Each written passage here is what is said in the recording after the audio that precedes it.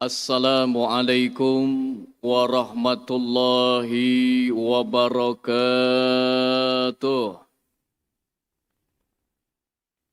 Alhamdulillahilladzi khalaqas samawati wal ard wa ikhtilafil laili wan nahari laayatin liulil albab. Wassalatu wassalamu ala sayyidina wan nabiyyina Muhammad wa ala alihi wa sahbihi wa man tabi'ahum bi ihsanin ila yaumiddin, amma ba'd. Yang sama-sama kita hormati segenap pimpinan Masjid Istiqlal, wabil khusus Imam Besar Masjid Istiqlal Bapak Profesor Dr. K. Haji Nasaruddin Umar MA, dan juga para alim ulama, para asatiz, para hujjaz, Bapak Ibu hadirin jamaah salat zuhur Masjid Istiqlal rahimakumullah. Marilah sama-sama kita lanjutkan kegiatan ibadah kita dengan mengikuti ta'lim, pengajian dialog zuhur di Masjid Istiqlal yang kita lanjutkan setelah salat zuhur ini. Mudah-mudahan ibadah kita, duduknya kita di tempat ini senantiasa diberikan rahmat, maghfirah, dan ridho dari Allah Subhanahu wa Ta'ala. Bapak Ibu hadirin jamaah salat zuhur rahimakumullah. Mengawali tahun baru 2023. Hari ini kita bertepatan pada tanggal 2 Januari 2023. Tentunya mengawali dengan hal-hal yang baik, insya Allah sampai nanti di akhir tahun 2023 kita juga menjadi orang yang baik, orang yang senantiasa duduk di masjid, ibadah kepada Allah Subhanahu wa Ta'ala. Dan juga alhamdulillah kita diberikan kesempatan oleh Allah, diberikan sehat walafiat, panjang umur. Kita juga saat ini berada di bulan Jumadil Akhirah, tepatnya tanggal 9 Jumadil Akhirah, yang insya Allah kita juga akan menghadapi bulan suci Ramadan, yang insya Allah tinggal beberapa bulan lagi. Mudah-mudahan kita segenap jamaah insya Allah bisa menikmati bulan suci Ramadan yang akan datang. Hadirin sidang Jumat, sidang zuhur rahimakumullah. Pada hari ini saya melanjutkan kajian kitab Kashful Ghummah bi Istina'il Ma'ruf wa Rahmatil Ummah yang dikarang oleh Profesor Dr. Sayyid Muhammad Al-Maliki Al-Hassani. Kitab ini sebetulnya kalau kita terjemahkan adalah menyingkap. Kashfun itu adalah menyingkap, gummah itu kegalauan. Menyingkap kegalauan dalam perspektif hadis atau dari sabda Nabi kita Muhammad sallallahu alaihi wasallam. Kita lanjutkan kajian kita yang pada bulan yang lalu atau tahun yang lalu kita sudah membahas tentang abwabul ma'ruf, pintu-pintu kebaikan. Ya, jadi banyak pintu-pintu kebaikan. Jadi kita ini tidak terbatas melakukan kebaikan itu hanya sekedar ibadah sholat, tetapi ada amalan-amalan yang bisa kita lakukan. Ketika kita di luar masjid, menolong orang, ya, memberi pertolongan kepada orang. Atau pada hadis yang lalu kita juga menyampaikan ya membawa barang bawaan ya orang yang sedang susah naik ke kendaraan itu dinilai sebagai sedekah. Masih banyak ragam-ragam kebaikan ya yang pernah kami sampaikan pada beberapa pertemuan yang lalu. Maka pada hari ini izinkan kami menyampaikan bab berikutnya yang beliau tulis dalam kitab ini, yaitu beliau namakan bab Fadlus Sa'i bin Naf'il Ibad wa qada'i hawaijihim. Di mana bab ini beliau menulis bab tentang keutamaan memberi manfaat dan juga memenuhi kebutuhan orang lain. Ya. Jadi kita sering mendengar ada hadis khairun nas anfa'uhum linnas. Sebaik-baik kalian adalah orang yang bermanfaat bagi orang lain. Jadi kita ini akan menjadi orang baik selama kita bisa bermanfaat bagi orang lain.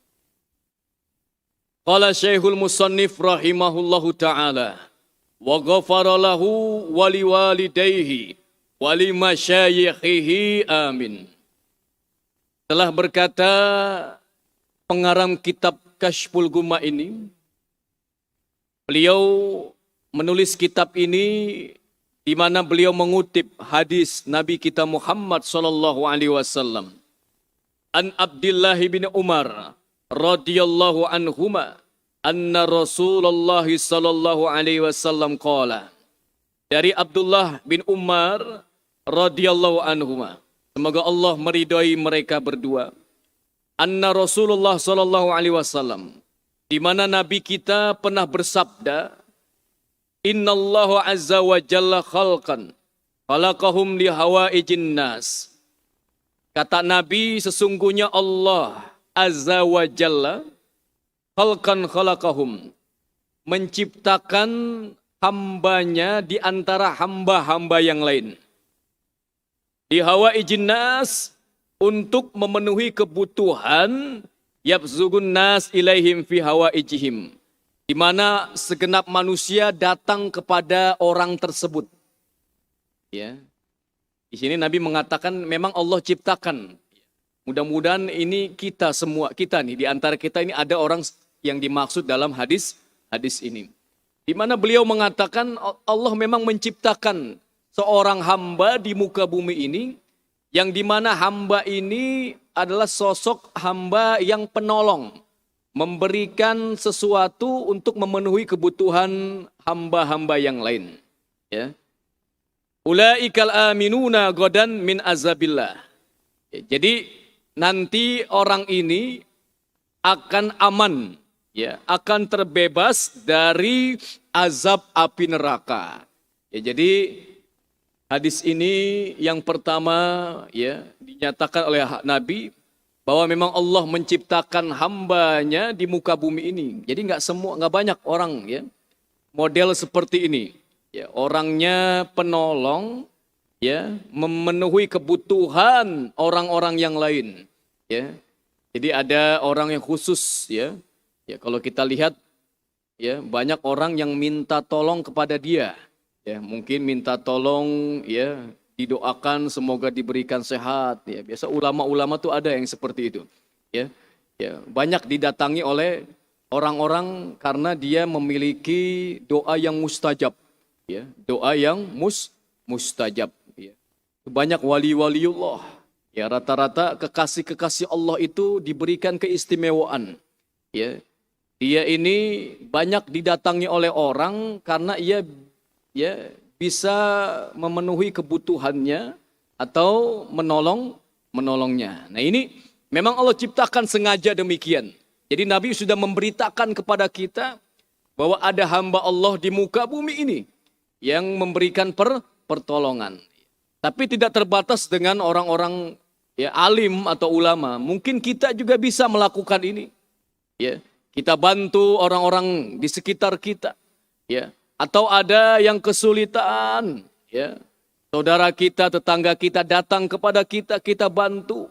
Doa kita bantu, ya, materi yang bisa kita bantu. Nah, ini kata Nabi, mereka orang-orang yang seperti ini nanti akan terbebas dari azab api neraka. Jadi Bapak Ibu sekalian, ibadah itu tidak hanya sholat tok, ya, tidak hanya sholat atau puasa, tidak, ya. Bahkan mohon maaf, ya, orang-orang itu menjadi seorang wali atau derajatnya tinggi itu bukan karena puasa dan sholatnya. Ya, rajin puasa, rajin sholat tahajud, bukan. Tetapi ada juga wali-wali itu amalannya itu sering sehari itu sodakoh, Pak. Ya, fakir miskin disebutkan sodakoh. Itu yang bikin dia memiliki karomah. Ya, memiliki karomah. Ada juga kisah seorang wali itu karena dia memiliki keutamaan karena ia berbakti kepada kedua orang tua, Pak. Ya, berbakti kepada kedua orang tua. Itu yang membuat amalan itu menyebabkan dia itu derajatnya menjadi seorang wali kekasih Allah Subhanahu wa taala. Jadi jangan mengira ibadah yang ya kalau sholat ini kan sifatnya itu individual, ya. Ya untuk kita sholat, ya. Puasa juga sama. Puasa itu kan manfaatnya bukan untuk Allah, tetapi manfaatnya bagi kita. Tetapi membantu orang lain, ya, seperti sedekah, seperti memberi sesuatu, ya. Ada orang mau minjam uang, kita berikan pinjaman, itu kan orang lagi susah tuh. Ya, kita bantu itu yang mungkin bisa menjadikan kita derajatnya naik daripada sholat tahajud yang pernah kita lakukan, puasa yang kita lakukan, ya. Hanya gara-gara itu, ya. Karena memenuhi kebutuhan orang lain atau menolong, menjadikan bermanfaat bagi orang lain. Nah, yang kedua, kata Nabi dalam kitab ini, Anas bin Malik radhiyallahu anhu qala Rasulullah sallallahu alaihi wasallam. Dari Anas bin Malik radhiyallahu an. Anas bin Malik ini adalah salah satu sahabat Nabi, ya, yang paling dekat dengan Nabi, ya. Itu selalu, ya, mengikuti Nabi, ya. Jadi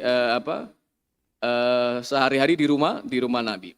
Qala Rasulullah, Nabi bersabda, "Man qada li akhihil muslim hajatan kana lahu min ajri kaman hajjan awi tamara." Nah, ini yang lebih bagus lagi nih, hadis Nabi mengatakan, barang siapa yang memenuhi kebutuhan saudaranya dari hajat, ya, hajatnya, kata Nabi, kana lahu minal ajri kaman haji awi tamara, maka ia akan mendapatkan pahala seperti pahala haji dan umrah. Bayangin, pahala haji dan umrah. Jadi kalau kita, ya, memenuhi kebutuhan saudara, apalagi saudara kandung kita, ya, jangan sampai kita lihat kita ini mampu tapi saudara kita lagi tidak mampu, lagi susah, kita tidak tolong, ya. Karena wajib kita membantu orang saudara, ya, apalagi adik kita atau kakak kita yang sedang sulit.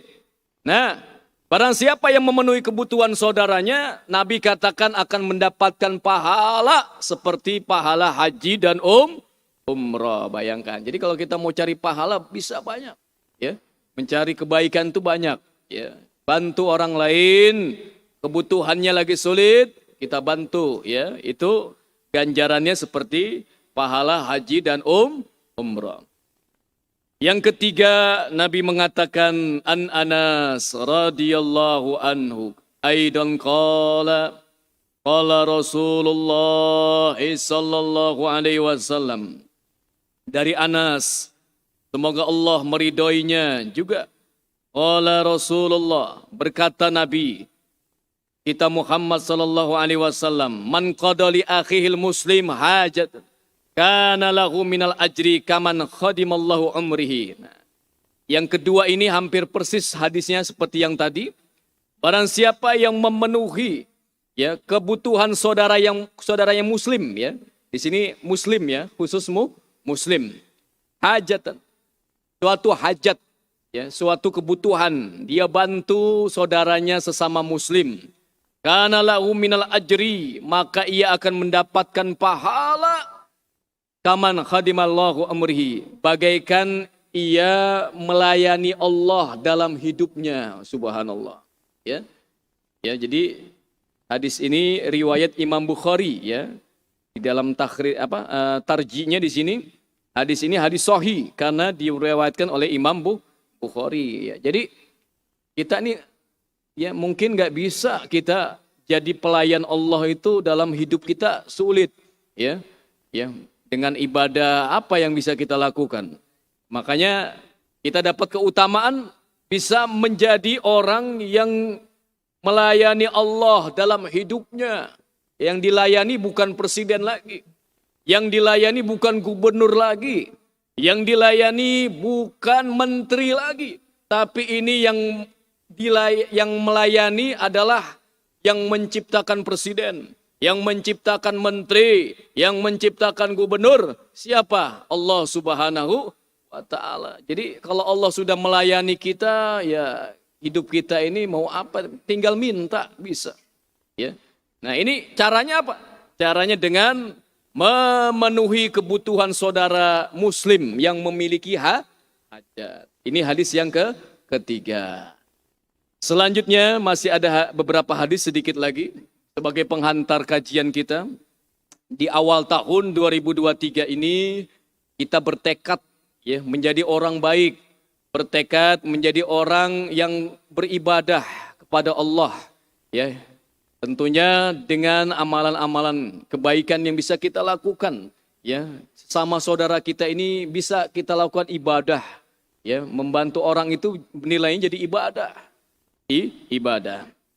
Nah yang ketiga, ya, yang keempat, mohon maaf, hadis ini dikatakan dari kitab ini an Ibni Umar radhiyallahu anhuma anna Nabi sallallahu alaihi wasallam qala. Dari Ibnu Umar radhiyallahu anhuma, semoga Allah meridai mereka berdua, sesungguhnya Nabi bersabda, man masya ma'a mazlum, barang siapa yang berjalan bersama orang-orang yang teraniaya. Bersama orang yang teraniaya. Hatta yasbutulahu haqqau yasbutullah. Sampai ia dapat memenuhi haknya. Ya. Jadi maksudnya begini Pak, hadis ini.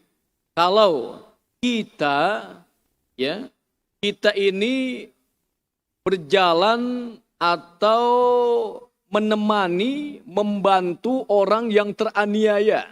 Ya, ada orang yang terzolimi, ya mungkin haknya dirampas, haknya dicuri, ya dizolimi, lalu kita menemani, membantu orang ini, maka ya yasbutullah qadamihi yauma tazul aqdam.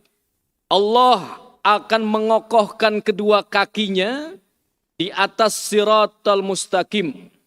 Jadi keutamaannya kita mendapatkan keutamaan nanti Allah akan mengokohkan kaki kita. Ya, ada jembatan nanti Siratal Mustaqim. Ya, kita sudah sering mendengar jembatan ini. Ya, jembatan rambut dibelah 7. Ya, rambut dibelah 7. Ya, itu jalan itu ya terjal. Ya, jembatan itu terjal. Jadi di bawahnya api neraka. Orang yang jatuh langsung masuk ke api neraka. Itu jembatan namanya Siratal Mustaqim. Orang akan aman, orang akan kokoh berjalan di atas jembatan itu jikalau dia melakukan amalan, yaitu amalannya adalah membantu, menemani orang yang teraniaya hak. Ya, terzolimi, ya.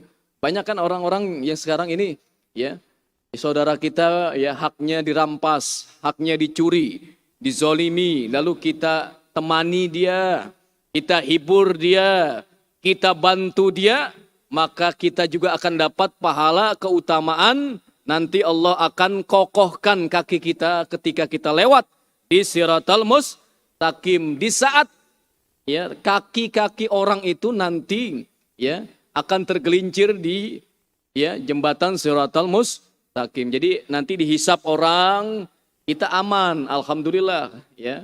Karena kita pernah melakukan amalan ya menemani atau membantu orang yang teraniaya. Nah, selanjutnya sedikit lagi satu hadis lagi sebagai penghantar kajian kita pada siang hari ini. Ya, jadi kajiannya agak ringan saja ya supaya kita dapat paham, sedikit-sedikit kita mengamalkan ya, karena ngaji itu nggak perlu yang berat-berat Pak ya, ngaji itu yang ringan-ringan aja ya, sedikit tapi bisa diamalkan pelan-pelan ya, karena ilmu yang bermanfaat itu ya akan ya diberikan ya, keutamaan oleh Allah Subhanahu wa taala. Yang terakhir, An Anas bin Malik radhiyallahu anhu qala Rasulullah sallallahu alaihi wasallam. Dari Anas bin Malik radhiyallahu anhu qala. Dari Anas bin Malik, semoga Allah meridhoinya, di mana beliau ya pernah ya mengatakan pernah mendengar Nabi bersabda, qala Rasulullah sallallahu alaihi wasallam, innallaha yuhibbu ighasatul lahfan. Sungguhnya Allah mencintai pertolongan terhadap orang yang sedang risau. Ya, jadi ini hadis mungkin baru kita dengar ini hadis ini, ya. Allah itu senang kepada orang yang ya terhadap pertolongan orang yang sedang risau. Jadi kita nolong orang itu sedang risau sebetulnya. Ya, mungkin dia sedang gelisah, ya. Mungkin sedang risau, ya, curhat kepada kita, ya. Lalu kita apa? Kita tolong dia. Ya, mungkin ya dia khawatir ya akan bahaya atau ya mungkin dia ya ingin makan dan lain sebagainya, lalu kita tolong, maka Allah cinta kepada orang tersebut ya. Jadi menolong orang yang sedang risau itu ganjarannya adalah kecintaan Allah kepada orang tersebut. Nah, ini amalan yang luar biasa ringan ya, sehari-hari di sekitar kita ya, dengan saudara kita sama muslim ya mungkin gara-gara ini kita masuk surga, bukan karena sholat kita, bukan karena puasa kita, bukan karena tahajud kita ya, mungkin gara-gara nolong ini kita menjadi sebab amalan kita masuk ke dalam surga. Jadi ya ini bukan berarti menyepelekan ibadah sholat, bukan, atau puasa, bukan. Tetapi amalan yang ringan-ringan inilah yang mungkin dipandang oleh Allah Subhanahu wa ta'ala. Dikit lagi, satu hadis lagi, ya, masih nyambung ya. An Kasir bin Abdullah bin Umar bin Auf al-Muzni an Abi an Jaddi radhiyallahu anhu qala Rasulullah sallallahu alaihi wasallam, innallaha ibadan khalqahum li hawaijin nas. Ya, sungguhnya Allah, ya hampir sama dengan tadi, innallaha ibadan. Sungguhnya Allah menciptakan hambanya di sekitar penciptaannya atau di hamba-hamba yang lain, di mana Allah ciptakan ya untuk memenuhi kebutuhan manusia. Jadi Allah ciptakan hamba itu sengaja Allah ciptakan untuk memenuhi kebutuhan manusia. Ali ala nafsihi. Allah bersumpah. Ya, Allah bersumpah demi zatnya, ala yu'azibuhum binnar. Sungguhnya mereka itu tidak akan diazab oleh api neraka. Jadi orang hamba yang sering memenuhi kebutuhan hak seorang manusia, ya saudaranya, maka Allah akan hindarkan, jauhkan dari azab api neraka. Faida kana yaumul qiyamah.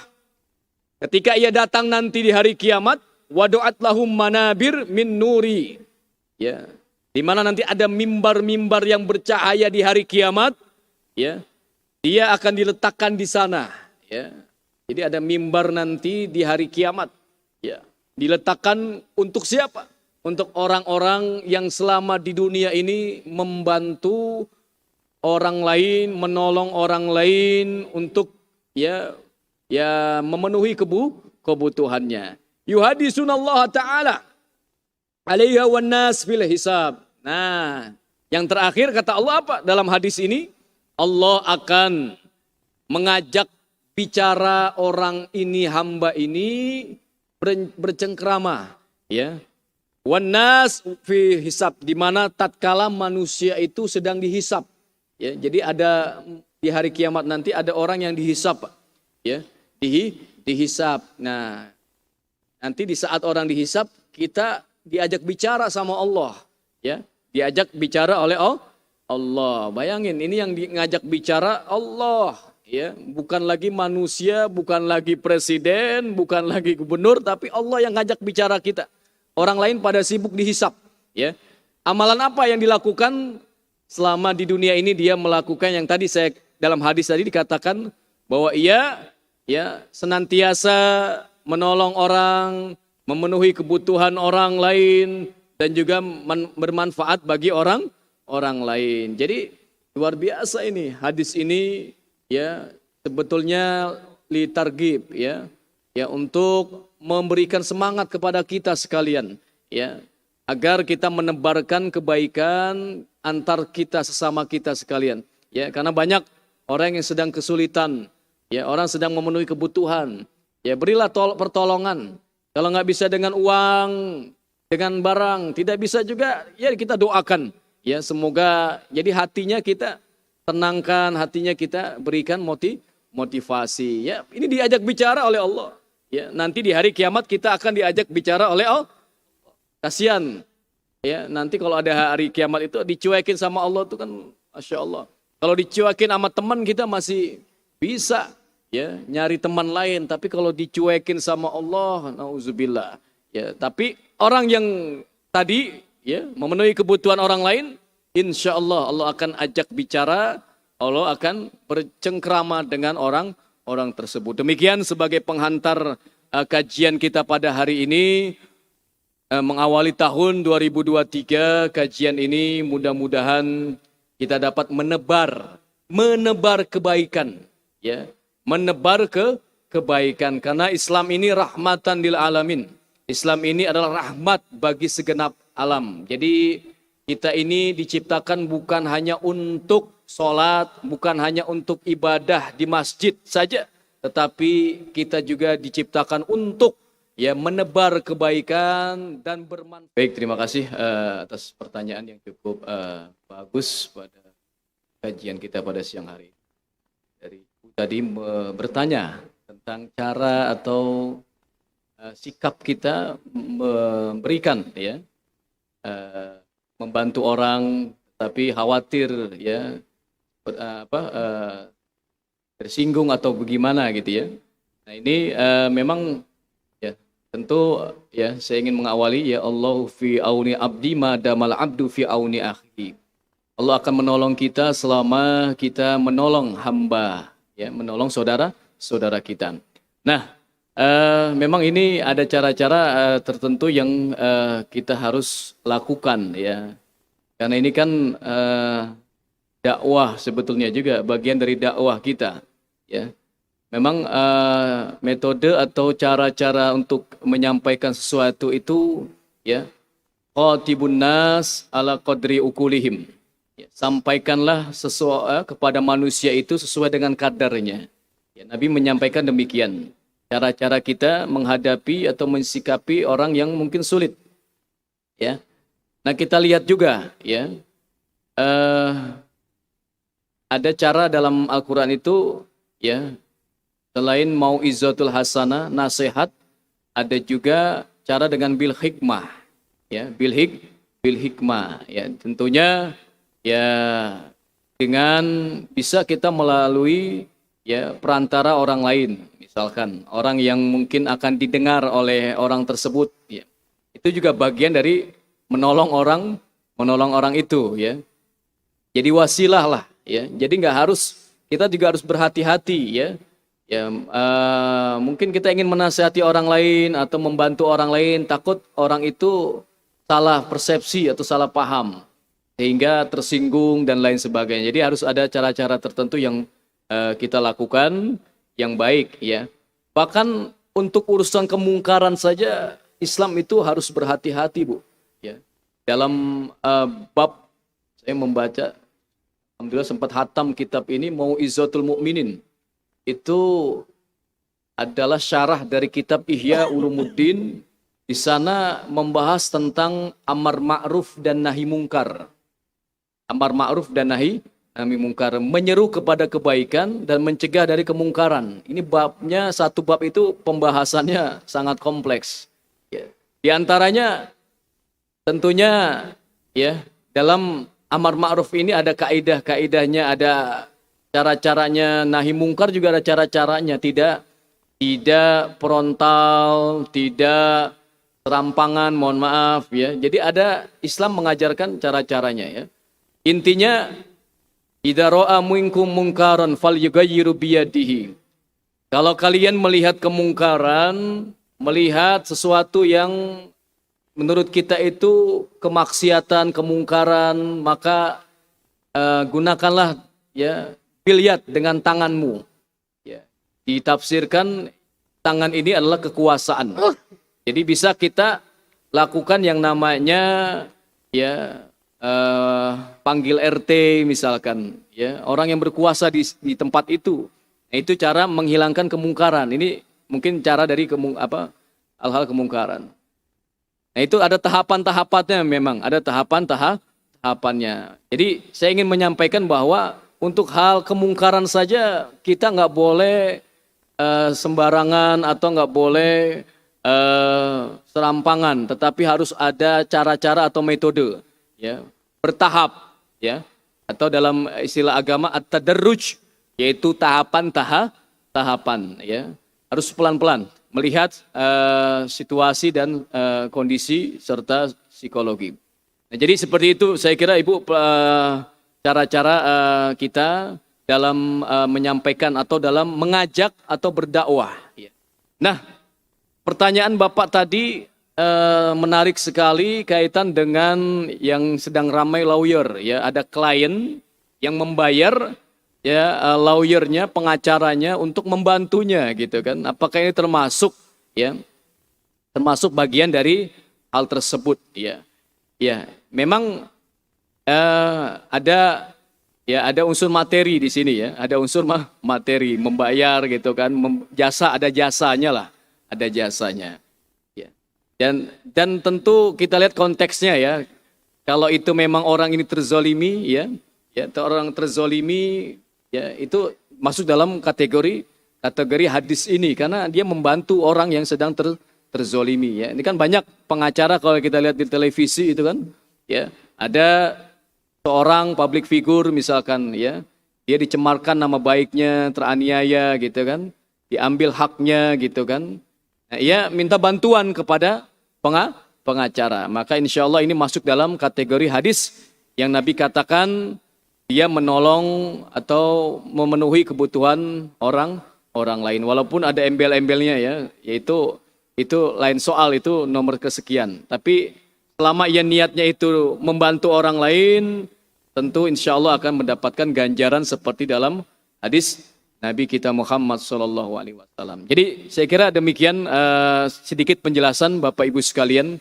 Jadi intinya kita niatkan segala sesuatu ini ya bermanfaat bagi orang lain ya. Jadi Bapak mulai sekarang mari mengawali tahun baru ini kita niatkan, pasang niat menjadi orang yang bermanfaat bagi orang lain ya. Apapun bisa kita lakukan ya, seperti saya ini menyampaikan ya ilmu ya, itu bermanfaat bagi orang lain, atau apapun yang bisa kita lakukan dan juga memenuhi kebutuhan orang lain ya, memberikan nasihat, memberikan pertolongan ya seperti apa bentuknya, insya Allah itu dalam bingkai membantu orang lain. Jadi demikian, mudah-mudahan ada manfaatnya bagi kita sekalian. Assalamualaikum warahmatullahi wabarakatuh.